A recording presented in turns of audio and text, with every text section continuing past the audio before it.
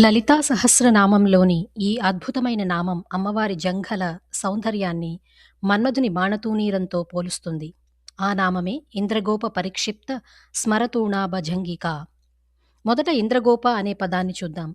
ఇంద్రగోప అంటే ఎర్రటి వర్ణంతో ప్రకాశించే ఒక చిన్న కీటకం. దాని గాఢమైన ఎరుపు రంగు అమ్మవారి దివ్య సౌందర్యంలోని అరుణకాంతిని సూచిస్తుంది.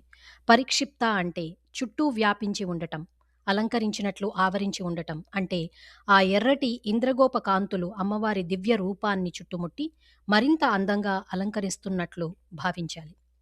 తర్వాత స్మర అనే పదం. స్మర అంటే మన్మధుడు, కామదేవుడు. మన్మధుడు తన పుష్పబాణాలతో మనస్సులను ఆకర్షించే దేవతగా వర్ణించబడతాడు.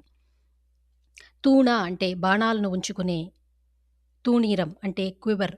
మన్మధుని బాణాలు ఎక్కడి నుండి వస్తాయి? అతని తూణీరం నుంచే. ఆభ అంటే పోలిక, సాదృశ్యం, రూపసామ్యం.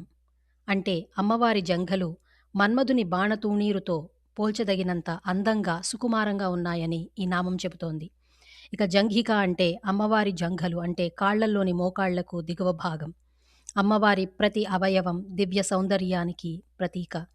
అందుకే ఇంద్రగోప పరిక్షిప్త స్మరతూణ భజంగిక అంటే ఇంద్రగోపాల వంటి ఎర్రటి కాంతితో అలంకరించబడి మన్మధుని బాణతూణీరుతో పోలిక కలిగిన అందమైన జంఘలు కలిగిన అమ్మవారు.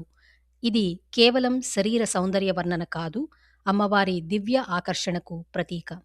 అమ్మవారి ఈ దివ్య నామాన్ని భక్తితో స్మరిస్తూ ఇంద్రగోప పరిక్షిప్త స్మరతూణ భజంగికాయై నమో నమః.